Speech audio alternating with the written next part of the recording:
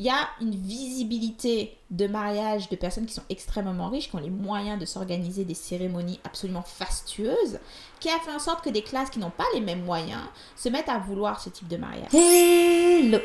Bonjour tout le monde, bienvenue sur ma chaîne. Moi c'est Jade et du coup, si jamais c'est la première fois que vous tombez sur une de mes vidéos, sachez que j'ai réalisé des dizaines et des dizaines de chroniques radio qui sont disponibles sur YouTube version vidéo et que ces derniers temps, je poste des extraits des cours que j'ai donnés en tant que chargée de cours dans différentes universités à Montréal. Donc ce sont des cours que j'ai donnés en tant que diplômée de sociologie. J'ai un doctorat en sociologie. J'ai donné des cours sur le féminisme et l'antiracisme, les féminismes noirs, sur lesbian issues and realities. Et aujourd'hui, nous allons plus particulièrement parler du mariage. Plus particulièrement, on va parler de la cérémonie de mariage et du véritable paradoxe qu'elle représente de nos jours, d'accord? Apparemment, le fil rouge de mes vidéos, c'est constamment le paradoxe, parce que je trouve toujours le moyen de partir d'un paradoxe, donc ça ne va pas changer aujourd'hui.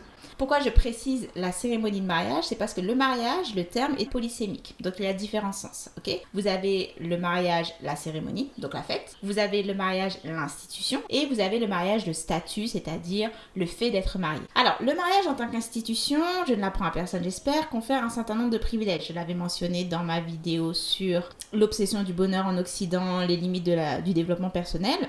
Mais en gros, par exemple, lorsque vous êtes marié, vous bénéficiez d'un certain nombre de privilèges par rapport à l'héritage, par rapport aux impôts, une certaine protection en fait en termes de droits pour les partenaires et les enfants du mariage. Mais c'est ce qui explique par exemple que le milieu LGBTQ+, ait pris la décision, qui est une décision politique, de lutter massivement pour avoir accès au droit au mariage. Pas seulement ces privilèges-là, mais également le statut que cela confère, la légitimité aux yeux de l'État, aux yeux de l'institution, la validité en fait de votre relation, mais également la protection que cela offre. Quand je dis que c'est une décision politique, tout simplement parce que d'autres décisions auraient pu être prises, notamment un certain milieu du milieu LGBTQ+, a considéré qu'il s'agissait d'une trahison envers le milieu de lutter pour avoir accès au mariage, puisqu'il s'agit d'une institution profondément discriminante envers toutes les personnes qui n'ont pas accès à l'institution du mariage, notamment également les célibataires.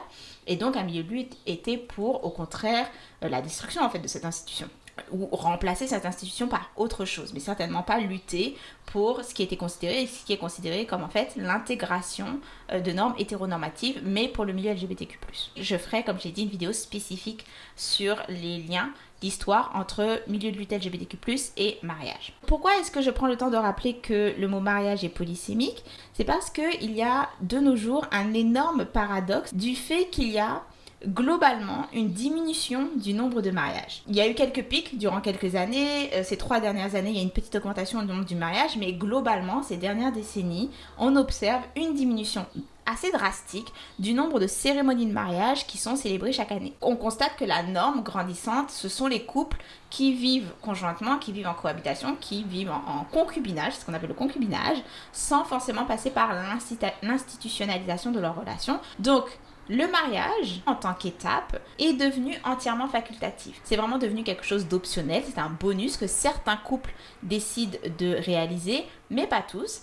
Et en dépit du fait donc qu'on a cette diminution vraiment drastique sur ces dernières années du nombre de cérémonies qui sont célébrées chaque année, on n'a jamais dépensé autant d'argent en Occident dans la cérémonie de mariage. Et le mariage en soi, la fête, n'a jamais été aussi populaire. Donc c'est un véritable paradoxe. On en a de moins en moins, mais ceux qui arrivent coûte beaucoup plus cher, les gens sont prêts à dépenser beaucoup plus et surtout, il y a une véritable popularité, il y a un boom qui se fait autour de la cérémonie de mariage. Et donc, je vais un peu plus expliciter en termes sociologiques ce que cela a de vraiment intéressant.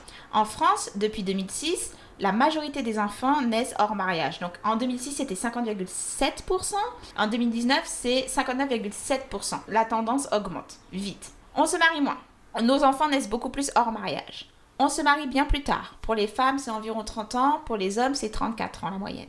Mais on investit beaucoup plus dans la fête du mariage. La moyenne, actuellement, en Occident, pour l'argent qui est investi pour la cérémonie de mariage, se compte à peu près à dizaines de milliers. Et en France, par exemple, c'est estimé à 12 000 €. Et on est, semble-t-il, notre génération, pris par la fièvre du mariage de manière globale. Quand je parle de fièvre, c'est-à-dire que il y a des salons du mariage dans à peu près toutes les grandes villes auxquelles vous pouvez penser. et les salons du mariage, c'est extrêmement récent. On a une presse spécialisée, c'est aussi très récent, il y a énormément de magazines qui sont spécialisés dans le mariage. Si vous avez en tête à quel point c'est difficile, par exemple de maintenir une presse papier, c'est difficile de maintenir un magazine en vie, ça dit énormément qu'il y ait autant de magazines dans quelque chose qui est quand même une niche, qui survivent et qui en fait parviennent à continuer à publier, à trouver leur public en ayant autant de concurrents. Vous avez énormément de médias en ligne, des blogs spécialisés, des sites spécialisés. Vous avez toute une économie du mariage qui s'est développée au point que vous avez des nouveaux métiers qui se sont créés ces juste quelques dernières années spécialisés dans l'économie du mariage. Et je ne parle pas seulement de wedding planner, mais bien sûr, wedding planner, c'est un des métiers qu'on peut avoir en tête qui est quand même extrêmement récent et qui est spécialisé dans cette économie. Donc, selon les travaux de Florence Maillochon, elle a écrit La Passion du mariage, qui date un peu, mais qui est très bon en termes de méthodologie et que je vous encourage à lire. Mais il y a également son article « Le mariage est mort, vive le mariage », qui est aussi une très très bonne source. Selon elle, il y a eu comme un shift qui s'est opéré en fait à partir des années 1970-1980. Notamment, ce shift s'est fait dans l'approche et la signification qu'on avait du mariage. Et d'ailleurs, je pense que ça s'aligne beaucoup avec ce que j'avais déjà présenté dans la vidéo sur l'évolution de la famille, donc je vous invite à aller la voir également en complément de celle-ci, quand vous aurez fini celle-ci. Mais elle démontre qu'avant les années 70, le mariage, en fait, marquait le début du couple. On se mariait pour pouvoir commencer la cohabitation. Il y avait un avant et un après assez important qui était marqué, en fait, par le mariage. La vie de couple, la vie de relation de couple débutait par le mariage. Donc, c'était une étape quasi obligatoire, ou en tout cas, si vous ne passiez pas par le mariage, c'était extrêmement jugé par le reste de la société. Il y avait un jugement négatif qui était fait si vos enfants étaient nés hors mariage. Certains argumentaient même que le mariage était l'étape qui faisait la différence entre l'enfance et le passage adulte, puisque lorsque vous vous mariez, vous quittiez le foyer familial pour aller cohabiter avec votre partenaire. Et sachant bien sûr qu'à cette époque, on se mariait beaucoup plus jeune. C'était fin de l'adolescence, petit début vingtaine. À partir des années 1970, il va y avoir une rupture en fait entre couple, cérémonie et institution. Dans le sens où le mariage ne va plus être le début du couple. Les couples vont cohabiter, vivre en concubinage, vivre comme s'ils étaient mariés sans être passés par la case de l'institutionnalisation. Aujourd'hui, on estime que seulement 5%, même moins de 5% des couples se marient sans avoir jamais vécu ensemble. Donc c'est devenu extrêmement rare, là où avant c'était la norme en fait, de n'avoir jamais vécu ensemble sans s'être mariés. Donc faire couple n'est plus lié à l'institution, qui n'est plus lié à la cérémonie. En fait, la cérémonie est passée comme la dimension la plus importante du mariage. Désormais, on se marie parce qu'on veut faire la fête. Donc, ce que l'autrice défend, c'est que à partir du moment où le mariage est devenu facultatif, un bonus que certains couples décident de réaliser par rapport à d'autres, le mariage a aussi pris un autre sens. Il a changé en intensité. La cérémonie, notamment, est devenue la preuve d'un amour important qui mérite en fait d'être célébré et donc de rassembler. Maintenant, le mariage différencie toujours entre marié et célibataire, mais a créé une nouvelle différence, a créé une nouvelle différenciation entre couple en concubinage, en cohabitation, et couple marié. Et cette nouvelle séparation, c'est de montrer que certains couples ont une relation, qui ont choisi de faire cette étape supplémentaire, qui ont choisi de prendre ce bonus, quelque chose qui coûte très cher et qui en fait est facultatif, et faire ce pas supplémentaire, ça a une signification par rapport à leur relation. Ça a une signification par rapport à leur couple vis-à-vis des autres couples. Et on reviendra là-dessus, pourquoi c'est très important pour comprendre le paradoxe. Selon les entrevues qu'a réalisées l'autrice, donc Florence Maillochon, parce qu'elle en fait, elle a rencontré des dizaines et dizaines de couples et elle montre en fait à quel point, à part quelques rares exceptions de couples qui vont vraiment avoir un discours du style « nous on a décidé de se marier parce que on a acheté telle maison, on a eu un enfant et on veut être sûr qu'on est protégé si jamais il arrive quelque chose à l'un d'entre nous. En fait, on s'est renseigné, on s'est rendu compte qu'au niveau de l'héritage, pour notre enfant, c'est beaucoup plus... Si on est marié, on est sûr que l'héritage va se passer de telle manière. Donc, c'est vraiment une décision qu'ils prennent comme un business deal. I mean business. Business, business, business. C'est très rare. En fait, de tous les couples... Enfin, c'est très rare, c'est rare. De tous les couples qu'elle a rencontrés, la majorité de ces couples vont avoir un discours de « on se marie parce qu'on veut célébrer notre union avec les gens qu'on aime. Notre relation est importante et elle est suffisamment importante qu'elle mérite en fait d'avoir un jour spécial. » Et c'est là que le shift devient super intéressant dans sa manifestation concrète en fait. Les jeunes qui se marient beaucoup moins sont parmi la part de la population qui invite beaucoup plus de monde à leur mariage. Les mariages intimes, notamment chez les plus jeunes générations, sont devenus de plus en plus rares. Et quand je parle de mariage intime, je ne parle pas d'une petite centaine d'invités, maintenant c'est considéré comme un petit mariage. Non, mariage intime, moins de 50 personnes, une dizaine, vingtaine de personnes présentes au mariage, c'est devenu très rare. Donc c'est aussi pour cela que malgré le fait qu'il y ait comme une diminution drastique du nombre de mariages chaque année, on peut avoir l'impression qu'on va constamment à des mariages en fait, qu'il n'y a pas tellement de diminution parce qu'on est constamment invité. Ce n'est plus aussi rare d'avoir 300 invités à son mariage. Parce que les gens veulent faire un beau mariage, d'accord? Et quand on parle de faire un beau mariage,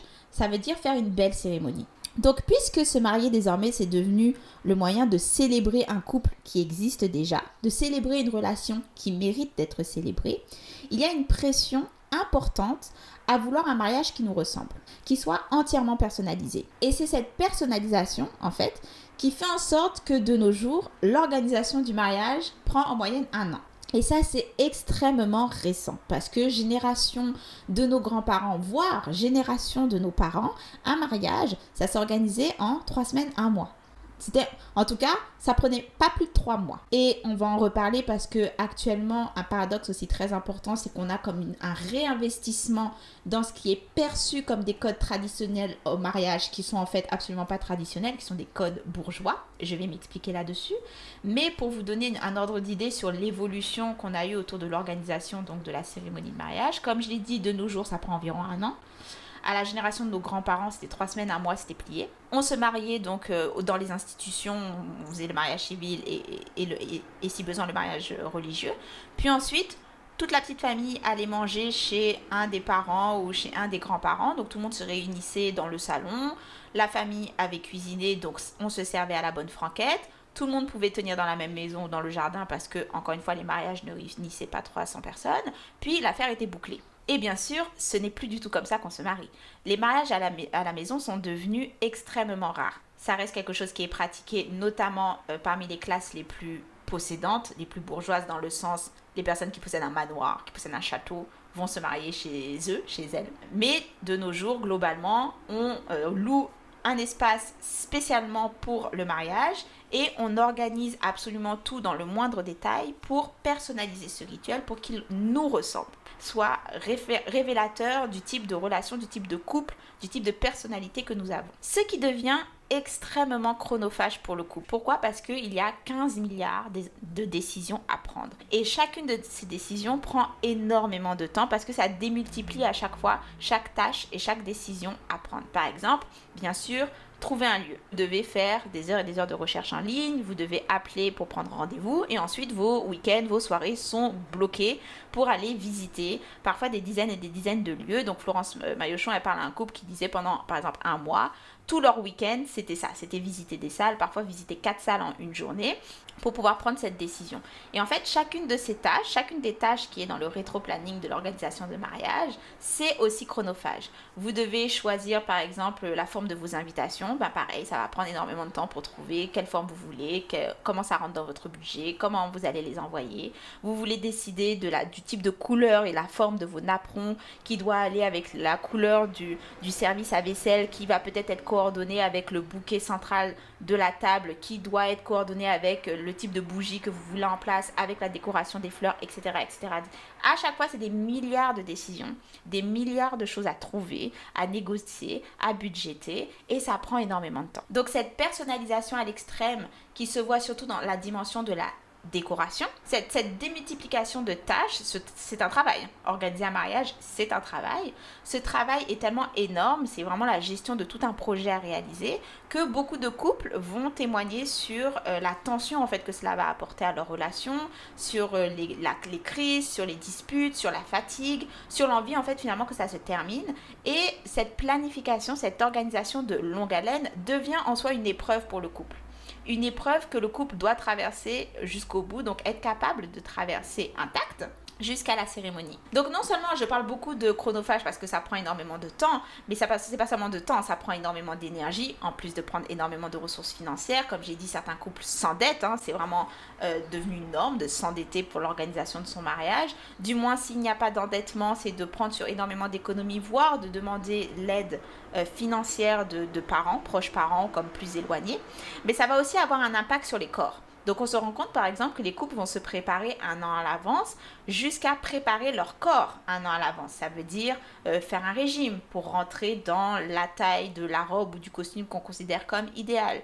Florence Maillochon parle de femmes qui vont décider de laisser pousser leurs cheveux parce qu'il faut qu'elles puissent avoir une coiffure bien particulière et que ça ne va pas avec les cheveux courts. Avoir la chirurgie des yeux pour ne pas porter des lunettes ou passer aux lentilles pour le jour J. Ça veut dire prendre des cours de danse, prendre des cours de maintien, prendre des cours d'allocution, etc., etc. Donc énormément de décisions et de préparation sur le corps qui est pris en optique de ce jour qui arrive dans plusieurs mois. Mais, et ça aussi c'est important de le noter, c'est aussi un temps qui réinstalle une dynamique très genrée de la gestion de ce projet, qui est le fait de se marier. Les couples interrogés ont tendance à dire non, le mariage on l'a organisé à deux, toutes les décisions ont été prises à deux, mais en fait lorsqu'on décortique dans le quotidien qui c'est le plus occupé en fait de l'organisation du mariage, c'est majoritairement, massivement les femmes qui vont prendre la plus grosse part de cette organisation. Donc c'est surtout les femmes par exemple qui vont passer leur soirée à scroller, à faire énormément de recherches sur les sites internet, à prendre contact, à appeler, à envoyer des courriels pour organiser les rencontres, pour avoir des options. Et donc par exemple le cas typique ça va être elle qui va passer énormément d'heures à faire des recherches sur plusieurs jours d'affilée et qui ensuite va proposer à monsieur 3 options avec peut-être 3 budgets différents et la décision va être prise à deux. Mais tout le temps de préparation pour en arriver à avoir ces 3 options, c'est majoritairement madame qui le fait. Autre chose également, ça va être, oui, les deux vont se déplacer pour visiter une salle, mais c'est majoritairement madame qui a fait les recherches, qui a appelé, qui a choisi une heure et qui ensuite a dit à son conjoint, telle heure, il faut qu'on soit à tel endroit pour visiter la salle. Qui est tout à fait en lien avec, par exemple, la charge mentale. Donc, je ferai une vidéo sur spécifiquement la charge mentale. Donc ça se voit également au niveau des dynamiques.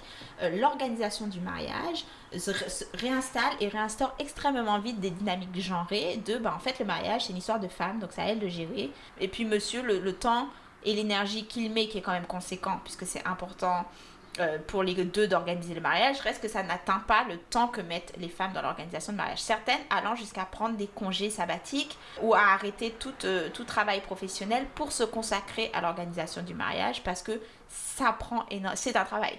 C'est un travail full stop. Donc on a un réinvestissement dans une institution qui est très genrée, qui est très binaire, qui est fondamentalement sexiste, qui est fondamentalement classiste. Et en plus, on va réinvestir ces codes qui sont les codes les plus genrés, binaires, sexistes, et je vais développer un peu plus là-dessus dans quelques minutes. Il y a également la demande en mariage. La demande en mariage pourrait mériter une vidéo en soi, mais juste pour avoir quelques éléments de réflexion sur, donc comme j'ai dit, cette évolution de la demande en mariage qui est liée avec l'évolution de la cérémonie en soi. De nos jours, c'est devenu par exemple très à la mode d'avoir une demande en mariage qui soit préparée, qui soit planifiée, un minimum luxueuse, un minimum romantique, mais surtout qui est très genrée. C'est l'homme qui doit faire la demande à la femme, c'est possible qu'il mette un genou à terre.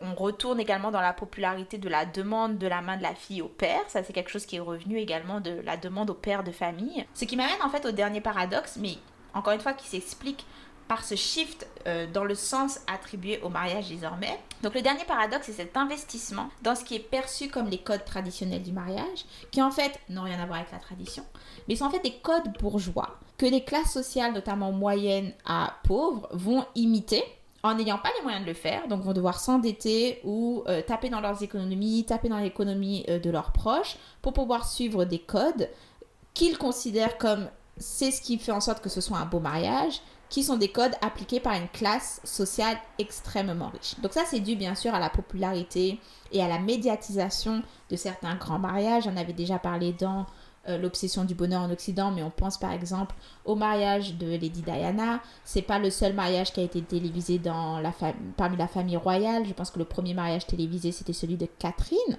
Mais le mariage de Diana a été le mariage le plus vu probablement de l'histoire des mariages de la famille royale, en tout cas lorsqu'elle elle s'est mariée, et a marqué vraiment les consciences.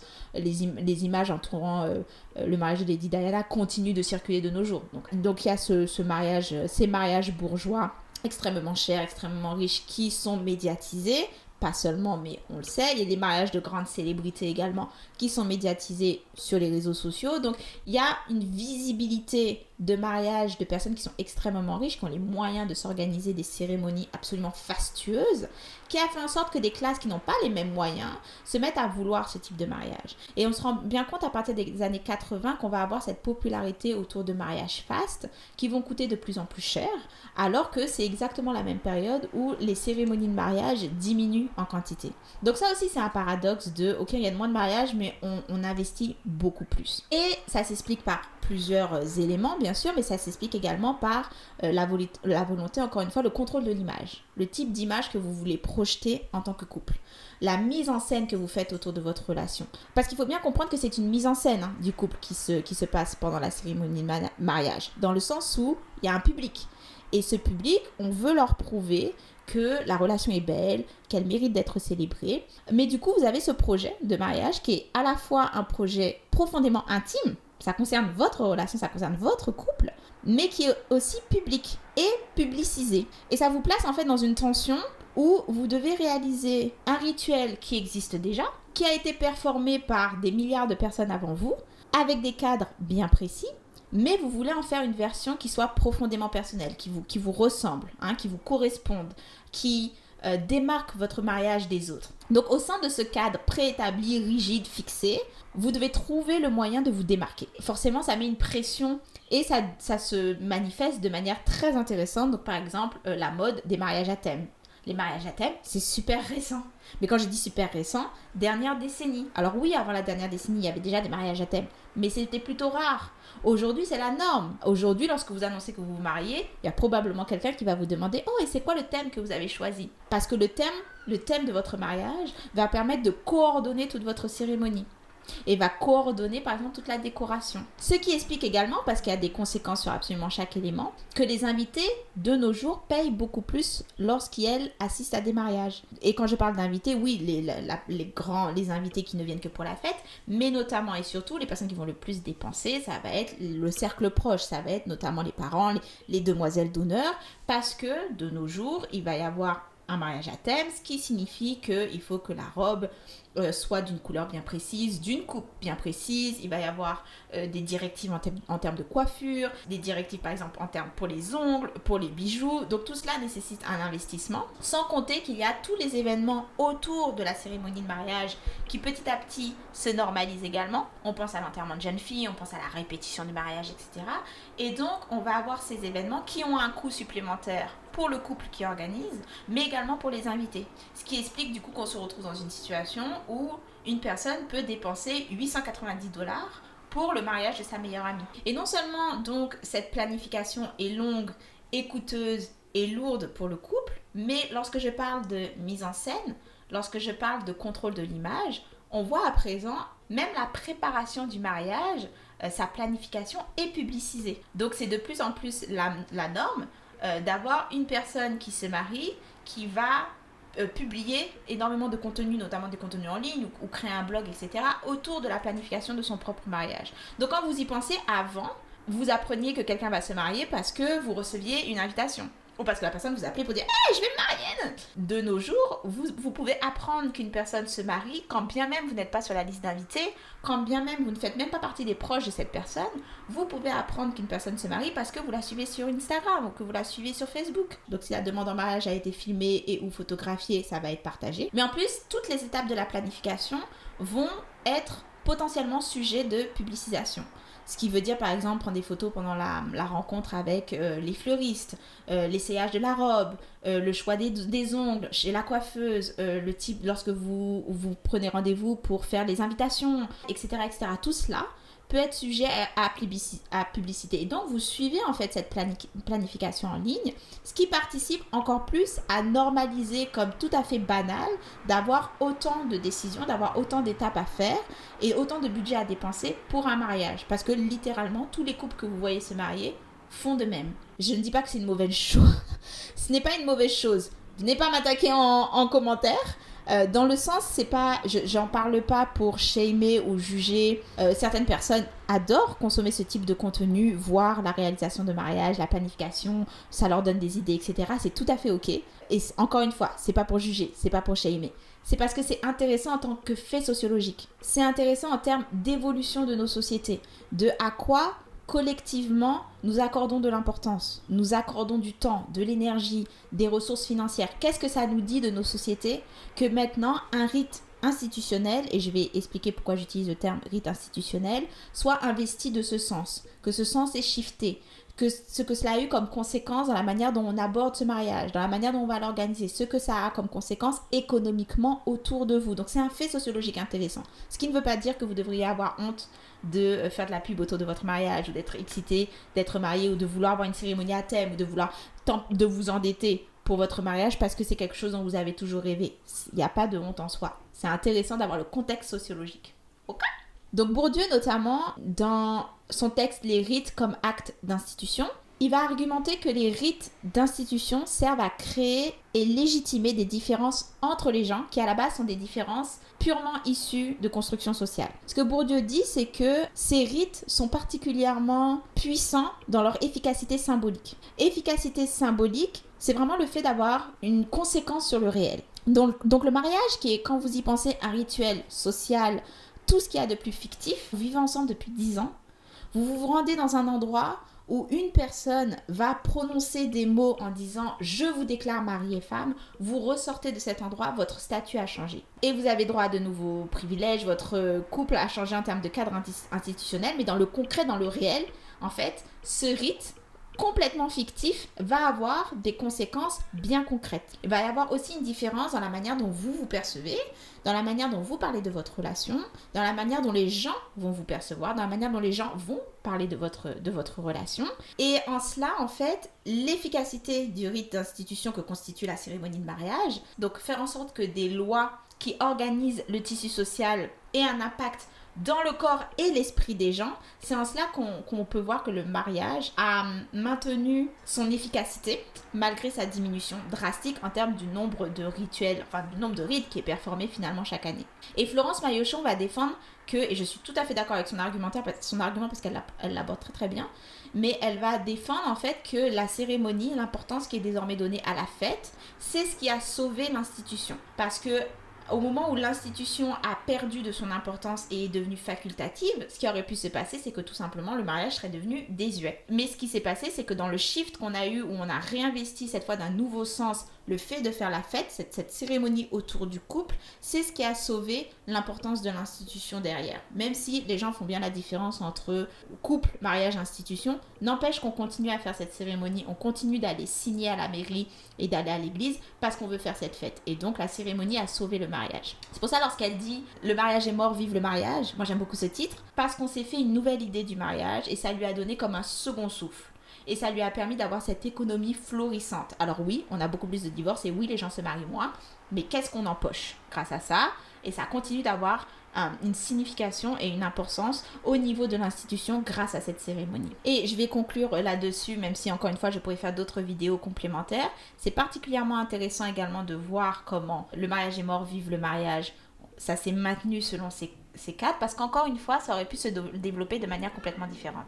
C'est-à-dire qu'il y aurait pu avoir une chute dans le nombre de mariages et on aurait pu collectivement, en tant que société, développer de nouvelles manières en fait de marquer les relations, de célébrer une relation. On aurait pu avoir de tout autre code, tout autre rituel, d'autres manières en fait de célébrer l'amour qui naissent des cendres du mariage, ce qui n'a pas été le cas finalement. Reste que c'est récent et il y a un boom autour de la cérémonie de mariage, c'est en ce moment populaire, mais combien de temps ça va durer ? parce qu'on se rend bien compte également, hein, je rappelle, la société bouge, évolue constamment, et donc en termes de relations, il y a énormément de nouvelles dynamiques qui se mettent en œuvre, notamment des dynamiques qui sont contre une organisation binaire, qui sont contre une organisation exclusive, qui sont contre l'idée de l'État qui a un droit de légitimité. Il y a de nouveau des critiques assez importantes quand même sur les privilèges qui sont accordés aux relations mariées et par rapport aux personnes qui ne le peuvent pas. Donc on est dans un moment où il peut y avoir un nouveau shift, il peut y avoir une nouvelle organisation. D'un autre côté, on est dans une économie actuelle qui rend extrêmement difficile, par exemple, de vivre seul. En termes économiques, le célibat, ça coûte cher. Ce qui pousse en fait à la cohabitation. Ce qui ne veut pas dire que ça pousse au mariage, ce qui ne veut pas dire que ça pousse aux relations amoureuses binaires. Ça pousse en tout cas à la cohabitation. Donc ça peut offrir de nouvelles alternatives, de nouvelles critiques, de nouvelles manières d'aborder également les relations vis-à-vis de l'institution, vis-à-vis de l'État. La porte est ouverte, c'était la fin de ma conclusion, mais je trouve ça très intéressant. Donc comme d'habitude, je vous mettrai toutes les ressources en bas. J'espère que ça vous a plu. J'essaye de faire une vidéo par semaine dans les mois qui viennent.